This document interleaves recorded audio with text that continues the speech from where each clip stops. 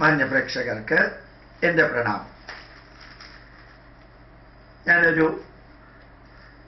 പത്രവാർത്ത വായിക്കുകയാണ്. അത് മലയാള മനോരമ പുതുവത്സരത്തിൽ വന്നൊരു വാർത്തയാണ്. ന്യൂ ഇയർ ജനുവരി 1-ാം തീയതി വന്ന വാർത്ത. മല്ലങ്കര സഭയിൽ സമാധാനവും അനുരഞ്ജനവും ഉണ്ടാവണമെന്ന് പാത്രിയാർക്കീസ് ബാവ മല്ലങ്കര സഭയിലെ ഇരു വിഭാഗങ്ങൾക്കുമിടയിൽ സമാധാനവും അനുരഞ്ജനവും ആഹ്വാനം ചെയ്ത് പരിശുദ്ധ ഇഗ്നാത്തിയോസ് അപ്രേം ദ്വിതീയൻ പാത്രിയാർക്കീസ് ബാവ പുതുവത്സര ദിനമായ ഇന്ന് യാക്കോബായ സഭയുടെ ദേവാലയങ്ങളിൽ പാത്രിയാർക്കീസ് ബാവയുടെ കൽപ്പന പുറപ്പെടുവിച്ചത് വായിക്കും. ഇരു വിഭാഗങ്ങളിലെയും നേതാക്കൾ ഒന്നിച്ചു പ്രവർത്തിക്കുകയും ഒന്നിച്ചാഘോഷിക്കുകയും ചെയ്യുന്നത് കാണാൻ ആഗ്രഹിക്കുന്നു. മല്ലങ്കര സഭയിൽ സമാധാനപൂർണമായ സഹവർത്തിത്വം യാഥാർത്ഥ്യമാക്കാനുള്ള ഒരു യത്നവും നഷ്ടമാകുകയില്ല. സഭയിലെ നേതാക്കൾ യേശുക്രിസ്തുവിനെ മാതൃകയാക്കിയെടുത്ത് സമാധാനത്തിനു വേണ്ടി എല്ലാം ത്യജിക്കുവാൻ തയ്യാറാകണം. സ്വയം മഹത്വം പരിഗണനകളിൽ ഏറ്റവും അവസാനത്തേതായിരിക്കണം. സ്വയം മഹത്വം പരിഗണനയിൽ ഏറ്റവും അവസാനത്തേതായിരിക്കണം. ഈ ലോകത്തും സഭയിലും സമാധാനം കൈവരുത്തുവാനും സമാധാന ജീവിതവും അനുരഞ്ജനവും സൃഷ്ടിക്കുവാനും എല്ലാവരും ത്യാഗങ്ങൾ സഹിക്കണം. ഭിന്നതയുടെ എല്ലാ നടുച്ചുവരുകളും തകരട്ടെ. ഇന്ത്യയിലെ സഭയിൽ അനുരഞ്ജനവും സഹവർത്തിത്വവും ഉണ്ടാകുവാൻ വേണ്ടി ഒരുമിച്ച് പ്രാർത്ഥിക്കാമെന്ന് കൽപ്പനയിൽ പാത്രിയാർക്കീസ് ബാവ ആഹ്വാനം ചെയ്യുന്നു. പുതുവർഷത്തിൽ ഇന്ത്യ സന്ദർശിക്കുന്ന പാത്രിയാർക്കീസ് ബാവ അനുരഞ്ജനത്തിന് പുതിയ ശ്രമങ്ങൾ നടത്തുന്നുവെന്നാണ് സൂചനകൾ. പാത്രിയാർക്കീസ് ബാവയായി സ്ഥാനമേറ്റ ശേഷം ആദ്യത്തെ കേരളം സന്ദർശിച്ചപ്പോഴും അദ്ദേഹം സമാധാന ശ്രമങ്ങൾ നടത്തിയിരുന്നു. ഇത് വായിച്ചപ്പോൾ ഒരു തോന്നലുണ്ടായത് അതിനകത്തെ തിന്മകൾ കാണാനോ അതിനകത്തുള്ളതിലെ കുറ്റം പറയാനോ അല്ല. ഒരു യേശുക്രിസ്തുവും ഒരു ബൈബിളും ഒരു കുരിശും ഒരു യെരുശലേമും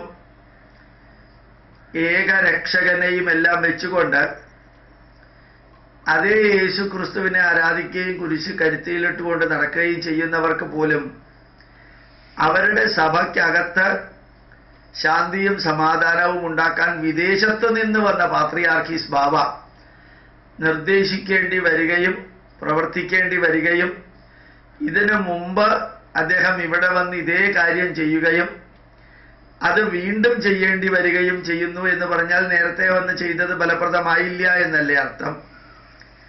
എന്തേ ഒരു ക്രിസ്തുവിനെയും ഒരു കുരിശും ഒരു വഴിയും ഒരു ബൈബിളും ഉണ്ടായിട്ടും ഒരുമിച്ച് വരാൻ പറ്റാത്തത്?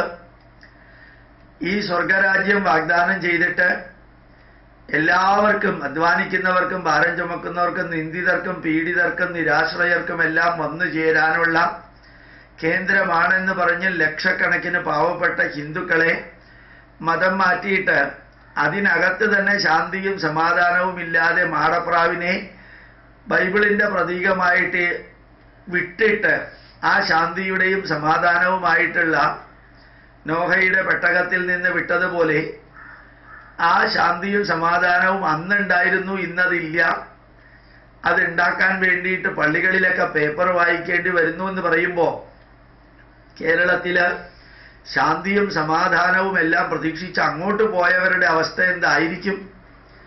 രണ്ട് വിഭാഗങ്ങൾ. മല്ലങ്കര സഭ എന്ന വാക്കിന്റെ അർത്ഥം തന്നെ മലയാളിക്കര സഭ എന്നാണ്. മലയാളിക്കരയാണ് പിന്നീട് മല്ലങ്കര ആയത്. ആ മല്ലങ്കര സഭയിൽ മാത്രം കേരളത്തിൽ ഒതുങ്ങിക്കൂടുന്ന ഒരു സഭ പിന്നീട് മതപരിവർത്തനത്തിലൂടെ ഭാരതം മുഴുവനും വ്യാപിച്ചിട്ടുണ്ടായിരിക്കാം. ശാന്തിയുടെയും സമാധാനത്തിന്റെയും ദൂതനായിട്ട് സ്വയം ശരീരം അർപ്പിച്ച് കുരിശിൽ തൂങ്ങി മരിച്ചപ്പോഴും ഏലി ഏലി ലമാ ശബക്താനി, അല്ലയോ ദൈവമേ ഇവര് ചെയ്യുന്നത് എന്തെന്ന് ഇവർക്കറിയുന്നില്ല എന്ന് പറയുന്ന യേശുക്രിസ്തുവിന്റെ വരികൾ തന്നെ ഇന്ന് കേരളത്തിലെ ക്രിസ്ത്യാനികളോടും അച്ഛന്മാരോടും ബിഷപ്പുമാരോടും പാത്രിയാർക്കീസ് ബാവമാരോടും ഒക്കെ പറയേണ്ടി വരുന്നു എങ്കിൽ എവിടെയോ തകരാറ് വന്നിട്ടില്ലേ? ഇതിനു മുമ്പ് ഞാൻ പറഞ്ഞ സ്പീച്ചിൽ പറയുകയുണ്ടായി, ഒരു ഫാദർ എന്നെ രക്ഷിക്കണമേ എന്ന് പറഞ്ഞ വീഡിയോ അയക്കേണ്ടിയിരുന്നത് സ്വർഗരാജ്യത്തിലെ സ്വർഗസ്ഥനായ പിതാവിനായിരുന്നു. കാരണം ആ പിതാവിന്റെ അടുത്തേക്ക് കൊണ്ടുപോകാൻ ആൾക്കാരെ ഉണ്ടാക്കാനാണല്ലോ അവിടേക്ക് പോയത്, തീവ്രവാദികളുടെ കയ്യിൽപ്പെട്ടത്.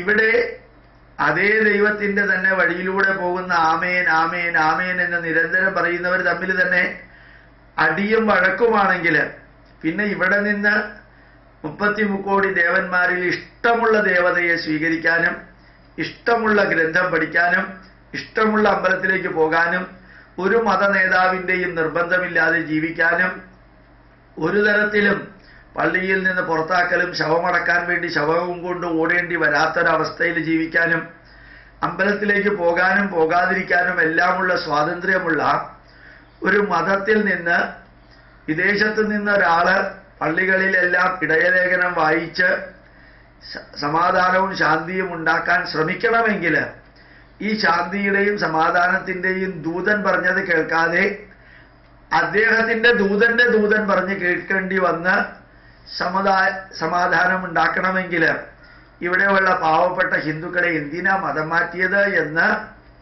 ആ വരിയിലൂടെ ചോദിക്കണമെന്ന് തോന്നുന്നു. ഇനി ആ പാത്രിയാർക്കീസ് ബാവ ഒരിക്കൽ ഇതിനുവേണ്ടി ശ്രമം നടത്തിയതാണ്.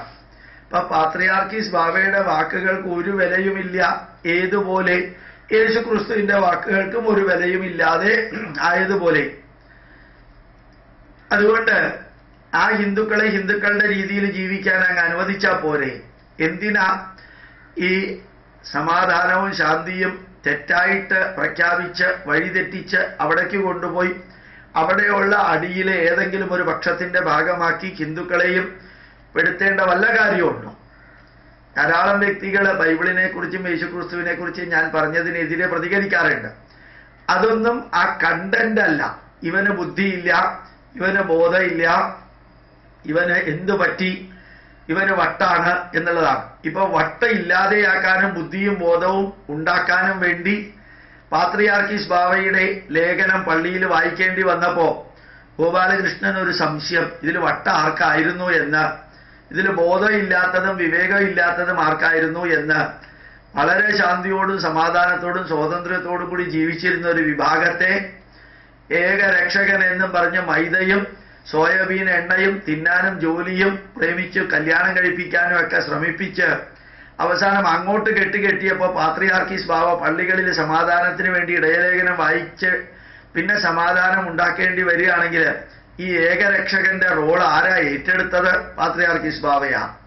അങ്ങനെ ഏകരക്ഷകനല്ലാതെ അനവധി രക്ഷകൻ ഉണ്ടായിരുന്ന ഒരു സമുദായത്തില് ഏകരക്ഷകനിലേക്ക് കൊണ്ടുപോയിട്ട് അവിടെ എന്തിനാ ഈ ആഫ്രിക്കൻ ബായിൽ നിറഞ്ഞിരിക്കുന്ന ആ തോട്ടിൽ ഈ വഞ്ചി കൊണ്ടുപോയിട്ട് ഇടുന്നത് എന്ന് വരെ തോന്നിയപ്പോ ഇതിനെതിരെ ഇവിടുത്തെ ബുദ്ധിജീവികളും യുക്തിവാദികളും ഇവിടുത്തെ പത്രങ്ങളും മാധ്യമങ്ങളും വേറെ ഒന്നും പറഞ്ഞില്ല. ഏതായാലും മലയാള മനോരമ ധന്യമായിട്ട് ആ വസ്തുത പുറത്തേക്ക് കൊണ്ടുവന്നു. അത് പത്രധർമ്മം നന്നായിട്ട് നിർവഹിക്കുകയും ചെയ്തു. ഏതായാലും മനോരമയും മാതൃഭൂമിയിലും ഒക്കെ നന്മതിന്മകളെ കുറേശ്ശെ തുല്യമായിട്ടുള്ള അളവിൽ വരുന്നത് കാണുമ്പോൾ സന്തോഷമുണ്ട്. പക്ഷേ മറ്റു പല പത്രങ്ങളും മതത്തിന്റെയും രാഷ്ട്രീയത്തിന്റെയും അന്ധതയിലുള്ള പത്രങ്ങൾ അടുത്ത ഇലക്ഷന് എത്ര സീറ്റ് കിട്ടും എന്ന് എണ്ണിക്കൊണ്ട് ജീവിക്കുന്നവർക്ക് ഇതുമാതിരിയുള്ളതിന് കമന്റ് പറയാൻ പറ്റണമെങ്കിൽ അത് ഹിന്ദുക്കളുടെ ഇടയിൽ നടന്ന പ്രശ്നമാവണം. ഹിന്ദുക്കളുടെ ഇടയിൽ ഏത് പ്രശ്നം നടന്നാലും ഇവർ കൈകാര്യം ചെയ്യും. ഇപ്പൊ ആർട്ട് ഓഫ് ലിവിങ്ങിന്റെ ഒരു വലിയ ക്യാമ്പ് കണ്ണൂർ നടന്നപ്പോ അതിനെ ശക്തമായിട്ട് എതിർക്കാനും കല്ലെറിയാനും എന്തെല്ലാം തടയാനും സാധിച്ചു. ഇന്നലെയും മിനിഞ്ഞാന്നും ഒക്കെ ആയിട്ട് അമൃതാനന്ദമയിയുടെ പ്രവർത്തനത്തിൽ പങ്കെടുക്കാൻ ആരെയും അനുവദിക്കില്ല. കാരണം സ്വന്തം കാൽച്ചുവട്ടിലുള്ള മണ്ണ് ഒഴുകിപ്പോകുമ്പോ ആ പോകുന്നത് മുഴുവനും ഭാരതീയ ആത്മീയതയിലേക്കാണെന്ന് തിരിച്ചറിയുമ്പോ ആ പകച്ചു പോകുന്നത് കുറെ ന്യൂനപക്ഷങ്ങളെ വോട്ടിന്റെ ഭാഗമായിട്ട് വോട്ട് ബാങ്കായിട്ട് ഇങ്ങോട്ട് കിട്ടുമ്പോ അവനവന്റെ വീട്ടിലുള്ളതെല്ലാം പുറത്തേക്ക് പോകുന്ന ഒരു അവസ്ഥയെ ഇല്ലാതെയാക്കാൻ വേണ്ടി ചെയ്യേണ്ടി വരുന്ന പരാക്രമത്തിന്റെ ഭാഗമാണ് മുസ്ലിങ്ങളും ക്രിസ്ത്യാനികളും പങ്കെടുക്കുന്ന ആർട്ട് ഓഫ് ലിവിങ്ങിന്റെ പരമാചാര്യന്റെ ക്യാമ്പ് തടസ്സപ്പെടുത്തി പെൺകുട്ടികളെയും ആൺകുട്ടികളെയും അവഹേളിക്കുന്ന ലെവലിലേക്ക് എത്തിച്ചത്. അവർക്ക് ഈ രണ്ട് ഫാദർ ഉഴുന്നാലിന്റെയും അതുപോലെ തന്നെ മല്ലങ്കര സഭയിലെയും അനുഭവം കൂടി ഒന്ന് എടുത്ത് പ്രചരിപ്പിച്ചൂടെ എന്നൊരു തോന്നല് നിങ്ങളുമായിട്ട് പങ്കുവയ്ക്കുന്നു. പ്രണാമം, നമസ്കാരം.